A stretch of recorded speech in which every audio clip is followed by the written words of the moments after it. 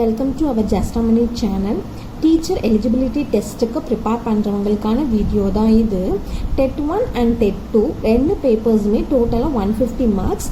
Dead 1 வந்து DTEd முடித்தவங்களுக்கு நடத்தக்கூடிய ஒரு எக்ஸாம். டெட் 2 பார்த்தீங்கன்னா UG B Ed or PG B Ed முடித்தவங்க இந்த எக்ஸாமை நம்ம அட்டன் பண்ணலாம். ஸோ நம்ம டோட்டல் மார்க்ஸ் பார்த்தீங்கன்னா 150. அதை எப்படி டிவைட் பண்ணுவாங்க அப்படின்னா, தமிழில் 30 கொஷின்ஸ் இருக்கும். So each question 1 mark, each question carries 1 mark. And English 30 questions, psychology 30, maths and science. இப்போ மேக்ஸ் டிபார்ட்மெண்ட் ஸ்டூடெண்ட்ஸாக இருந்தீங்கன்னா உங்களுக்கு அலைட் சப்ஜெக்டாக சயின்ஸ் வரும். ஸோ சயின்ஸ் டிபார்ட்மெண்ட் இருந்தீங்க பார்த்தீங்கன்னா உங்களுக்கு அலைட் சப்ஜெக்டாக மேத் வரும்.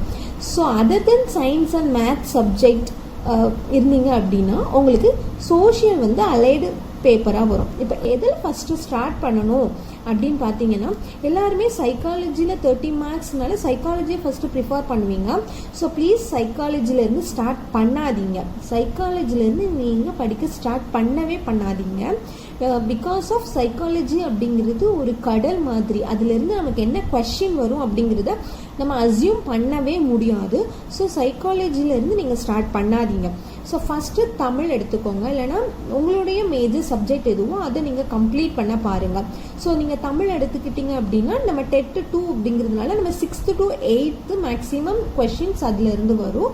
ஸோ அதனால நம்ம 9th and 10th படிக்க வேண்டாமா அப்படிங்கிறது கிடையாது. நீங்கள் 9th and 10thமே நீங்கள் படிச்சிருக்கணும். அப்போ நீங்கள் தமிழில் நீங்கள் படிக்க ஸ்டார்ட் பண்ணுங்கள். ஸோ தமிழில் நீங்கள் 6th, 7th, 8th ஸோ இந்த மாதிரி ஃபஸ்ட்டு நீங்கள் வந்து பேஸ் லெவல்லேருந்து நீங்கள் போனீங்க அப்படின்னா அது உங்களுக்கு ஈஸியாக இருக்கும்.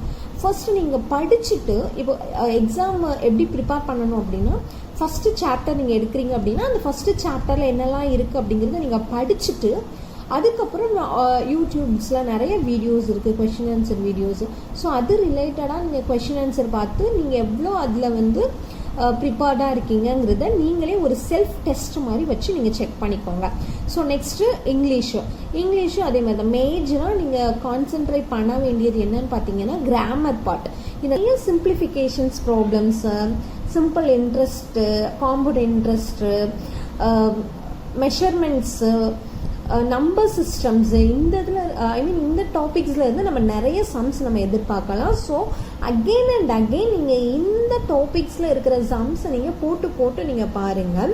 ஸோ இதுதான் உங்களுக்கு வந்து ரொம்ப ஈஸியஸ்ட் வே. இது எல்லாமே நீங்கள் கவர் பண்ணிவிட்டு ஓரளவு நம்ம கவர் பண்ணிட்டோங்கிறதுக்கப்புறம் நீங்கள் சைக்காலஜியை எடுத்து நம்ம ஆல்ரெடி நம்ம பிஎட்ல என்னென்ன தியரிஸ்லாம் நம்ம படிச்சிருக்கோமோ ஸோ நீங்கள் அது எல்லாமே ஜஸ்ட் ஒன் டைம் ரீகலெக்ட் பண்ணுங்கள்.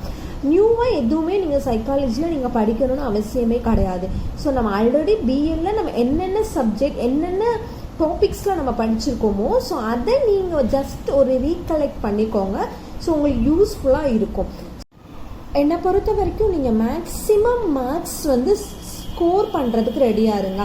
ஸோ நீங்கள் தமிழ் மட்டுமே இப்போ நீங்கள் கான்சென்ட்ரேட் பண்ணுறீங்க அப்படின்னா நான் கண்டிப்பாக தமிழில் நான் 30 out of 30 வாங்கிடுவேன். ஸோ அந்த ஒரு கான்ஃபிடென்ட்டில் நீங்கள் இருந்தீங்க. ரொம்ப கான்ஃபிடென்ட்டாக நீங்கள் படிங்க. எதை படித்தாலும் ரொம்ப கான்ஃபிடென்ட்டாக படிங்க.